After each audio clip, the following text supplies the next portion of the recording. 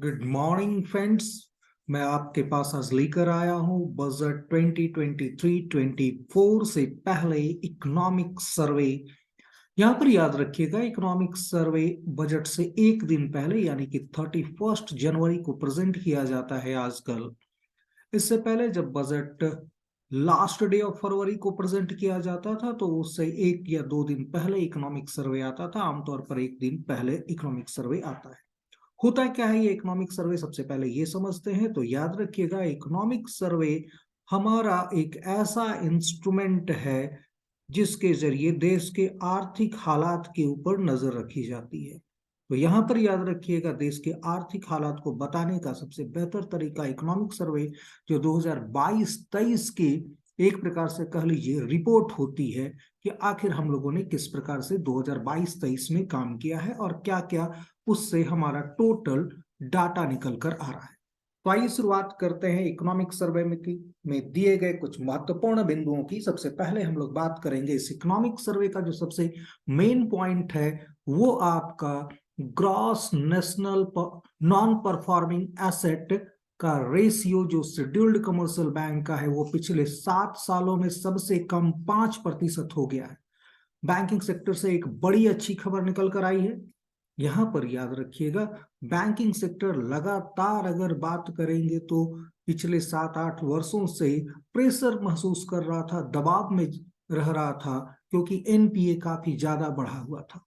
लेकिन 7 सालों के बाद अंततः एनपीए का लेवल 5% से कम हो गया है।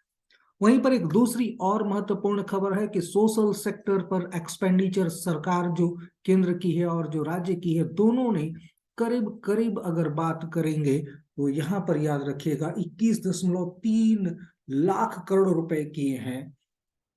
अब यहाँ पर याद रखिएगा, इससे पहले फाइनेंशियल ईयर 2016 में ये महज 9.1 लाख करोड़ रुपया था। 2023 में जो टारगेट रखा जा रहा है वो 21.3 लाख करोड़ रुपए का है। यानी कि सेंट्रल गवर्नमेंट और स्टेट गवर्नमेंट दोनों मिलाकर जो जन कल्याणकारी योजनाओं पर खर्च करती है, जैसे पीएम किसान सम्मान निधि हो गया या इसी प्रकार के डिफरेंट स्कॉलरशिप हो गए, तो ये करीब करीब आपका 21.3 लाख करोड़ रुपए खर्च किए जा रहे हैं। अब बात करते हैं हम लोग इस वित्त वर्ष में सीधा सा अगर हम लोग बात करेंगे तो स्वास्थ्य क्षेत्र काफी ज्यादा महत्वपूर्ण रहा है 2022 में। यहाँ पर याद रखिएगा, कोविड के दौरान हम लोगों ने अपने स्वास्थ्य के ऊपर होने वाले खर्चे को बढ़ा लिया है। करीब करीब अभी वर्तमान में 2.1% पूरी जीडीपी का खर्च कर रहे हैं हम लोग अपने स्वास्थ्य यानी कि हेल्थ सेक्टर पर। तो स्टेट गवर्नमेंट और सेंट्रल गवर्नमेंट दोनों को मिलाकर अगर बात करेंगे तो 2.1% खर्च कर रही है टोटल जीडीपी का। फाइनेंशियल ईयर 2023 में ये बजट का एस्टिमेशन है आपका 2023 के लिए। वहीं पर 2022 में ये खर्चा करीब करीब 2.2% रहा था, जबकि 2021 में ये महज 1.6% था। तो अब आप समझ सकते हैं कि 2021 में 1.6% था, उससे लेकर 2.1% तक पहुंचना एक बहुत बड़ी अचीवमेंट है हमारी सरकार के लिए कि सरकार भी अब निश्चित तौर पर स्वास्थ्य को लेकर जागरूक हो गई है। दूसरी अगर बात करेंगे इकोनॉमिक सर्वे के हाइलाइट्स में तो 2022 में यूएनडीपी की मल्टी डायमेंशनल पॉवर्टी इंडेक्स की जो रिपोर्ट आई है वह बतलाती है कि 2005-6 से लेकर 2019-20 तक भारत ने करीब करीब 41.5 करोड़ लोगों को गरीबी रेखा से ऊपर कर लिया है।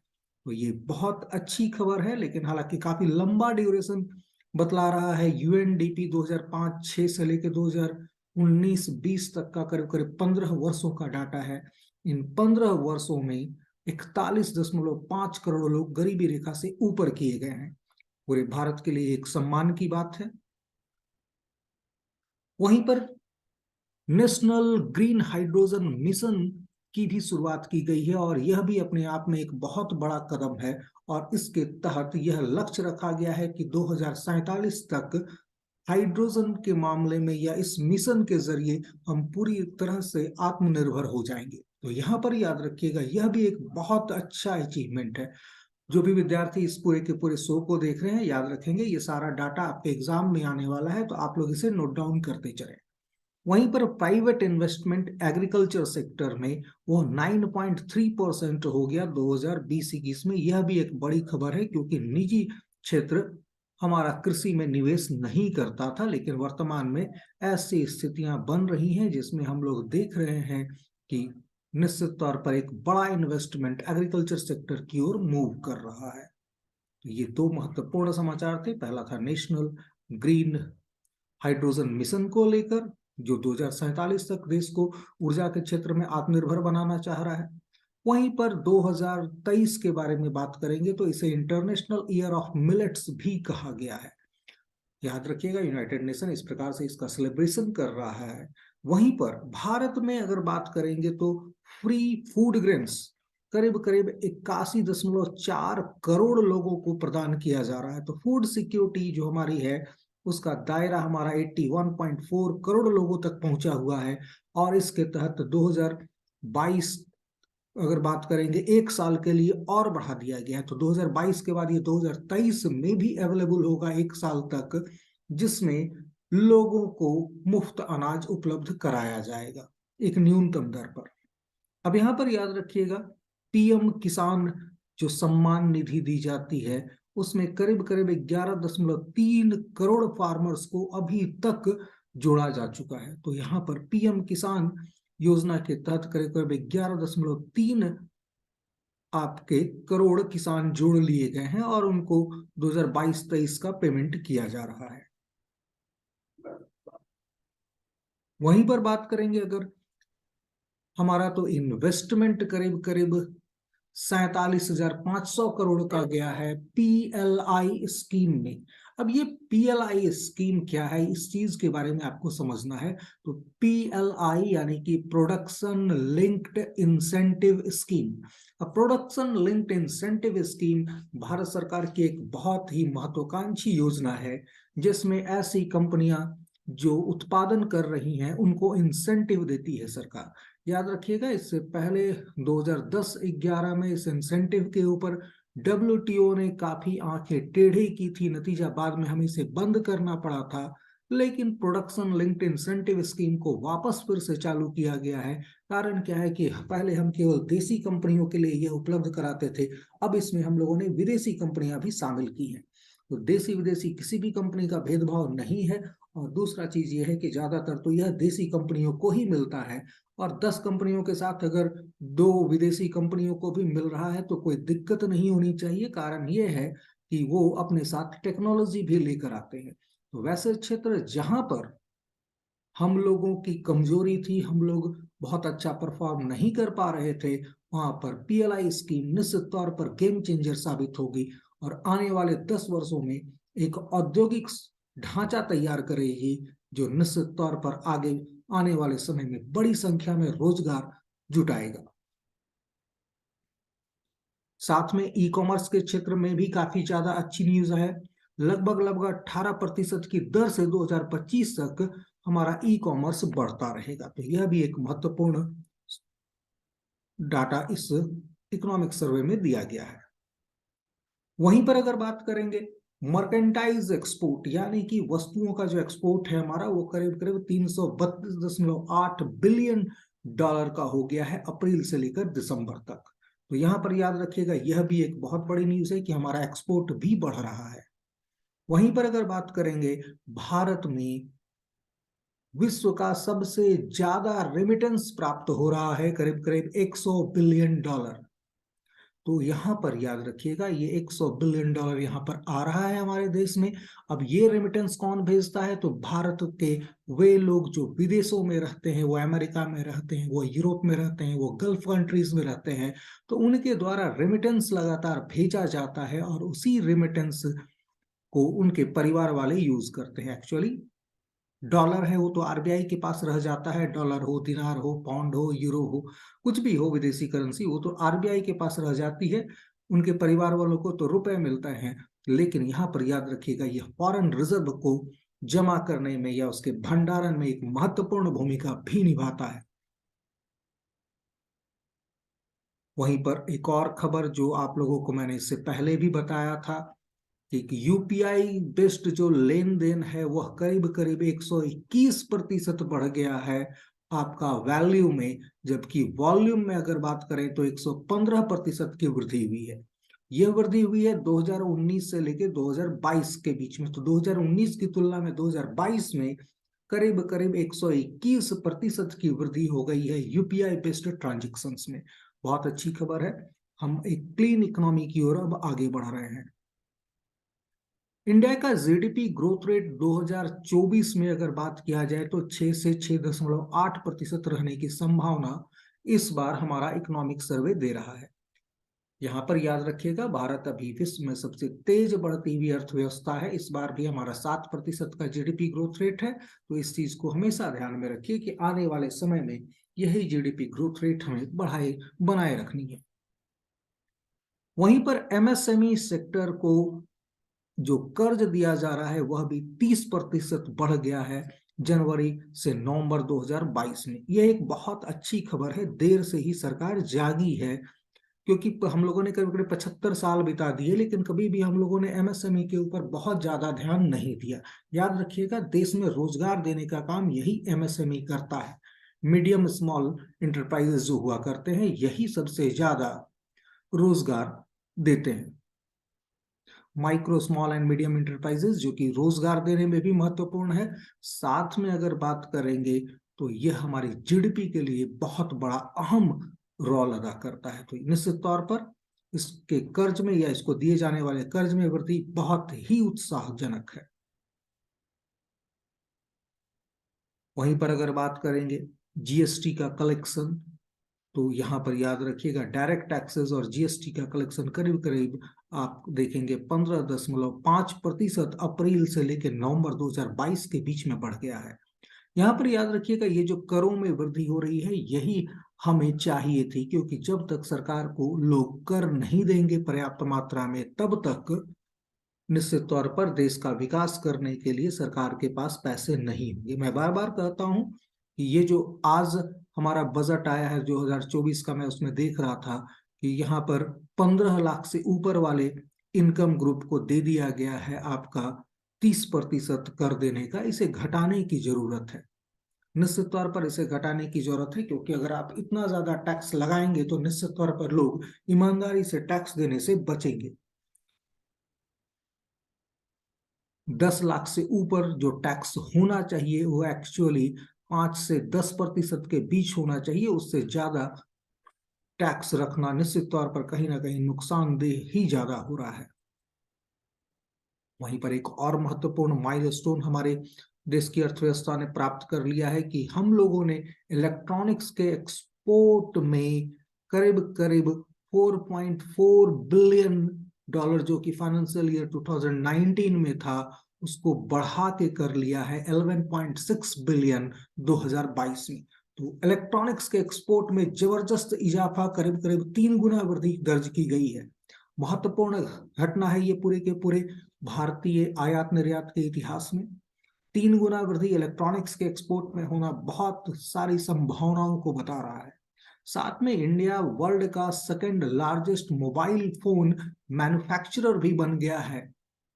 तो वैश्विक आधार पर हम अब विश्व में दूसरे नंबर के सबसे बड़े मोबाइल फोन मैन्युफैक्चरर हैं। और यहाँ पर अगर बात करेंगे 2021 में करीब करीब 29 करोड़ यूनिट मोबाइल फोन बनाए गए।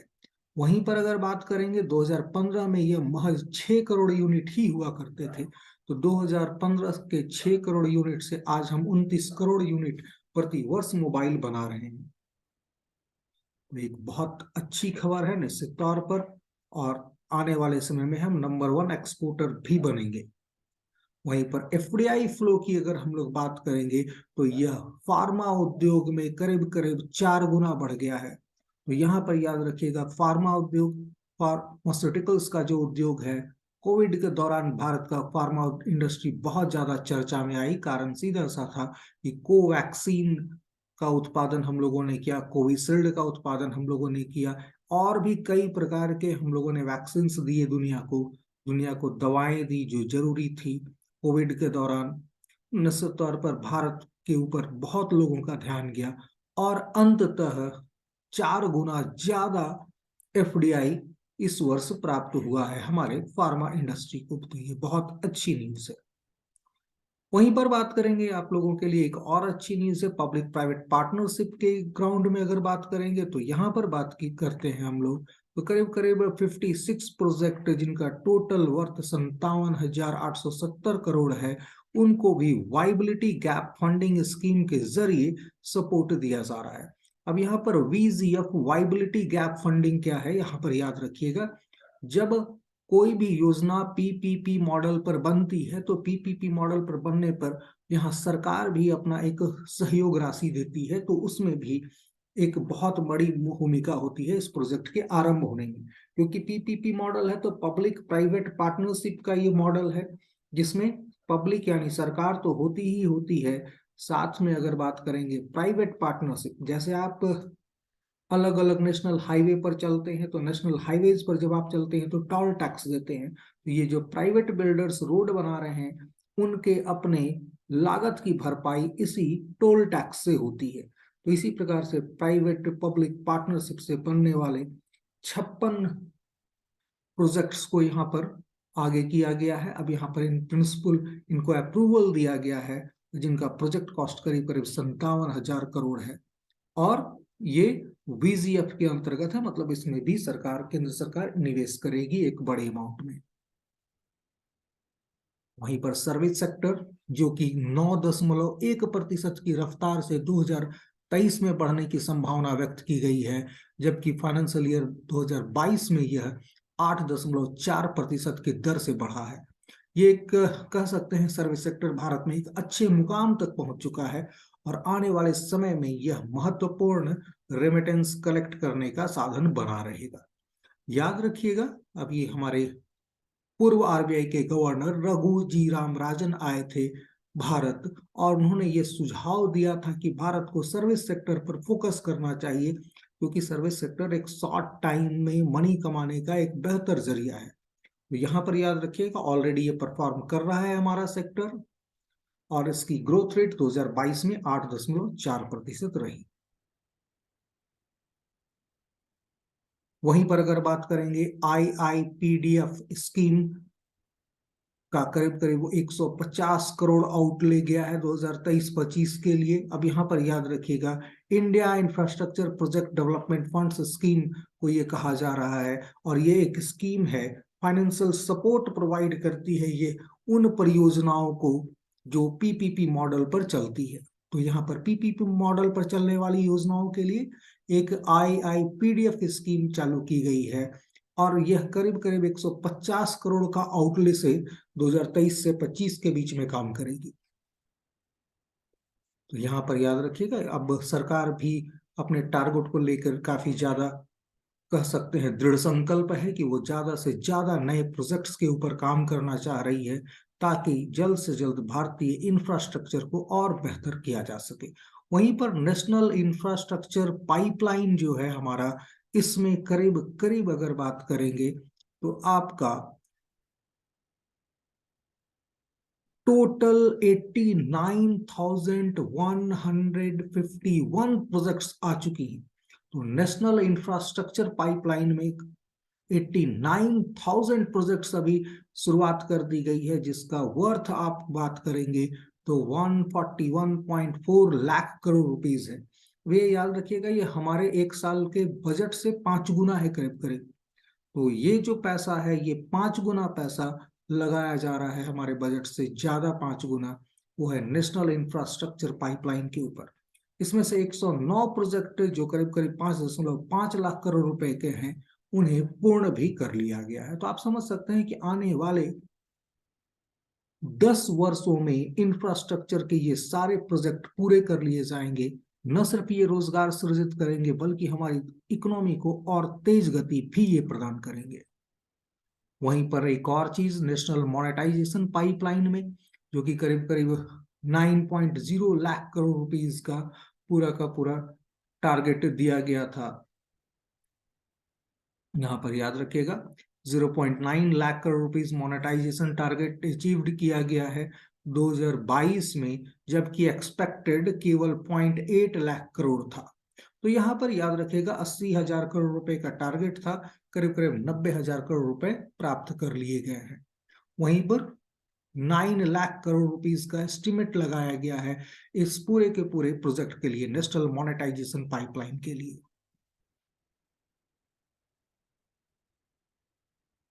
इलेक्ट्रिसिटी सेक्टर और रिन्यूएबल एनर्जी में भी बहुत जबरदस्त काम देखने को मिल रहा है।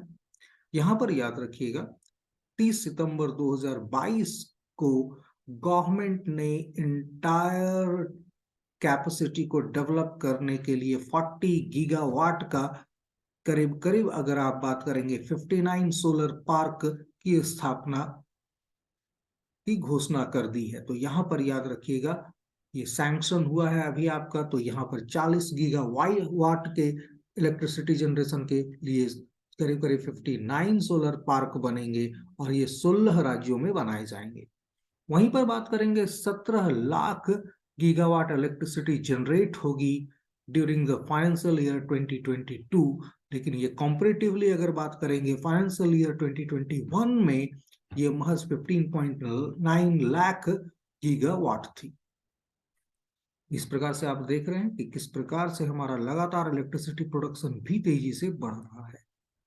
वहीं पर बात करेंगे नेशनल हाईवे के रैपिड डेवलपमेंट के ऊपर, तो निश्चित तौर पर यह सबसे ज्यादा विकसित होने वाला चित्र रहा है पिछले 8 वर्षों में। यहाँ पर याद रखिएगा करीब करीब 10,457 किलोमीटर नेशनल हाईवेज कंस्ट्रक्ट किए गए 2022 में। तो 10,457 किलोमीटर नेशनल हाईवे तैयार किए गए हैं, जबकि 2016 में महज यह 6,061 किलोमीटर हुआ करते थे। बजटरी एक्सपेंडिचर करीब करीब बात करेंगे ट्रांसपोर्ट डिपार्टमेंट के ऊपर, नेशनल हाईवेज के लिए 1.4 लाख करोड़ रुपीस हुआ करता था 2020 में, जबकि यह 2.4 लाख करोड़ हो गया है 2023 में। तो यहाँ आप समझ सकते हैं कि किस प्रकार से कैपिटल एक्सपेंडिचर किया जा रहा है। तो यहाँ पर एक बड़ा निवेश भारत की आधारभूत संरचना में, निश्चित तौर पर आने वाले समय में इसका हमें प्रतिफल जरूर मिलेगा।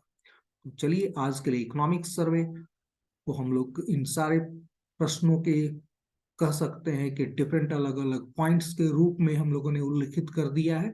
अब इसके साथ हम लोग इस इकोनॉमिक सर्वे को कंक्लूड यहीं पर करते हैं, लेकिन मैं कल के सेशन में आपको बताऊंगा पूरे के पूरे बजट का हाल, और इस बजट में क्या पढ़ना है आपको, क्या छोड़ना है। साथ में ये बताऊंगा कि आने वाले परीक्षाओं में कौन कौन से प्रश्न महत्वपूर्ण होने वाले हैं।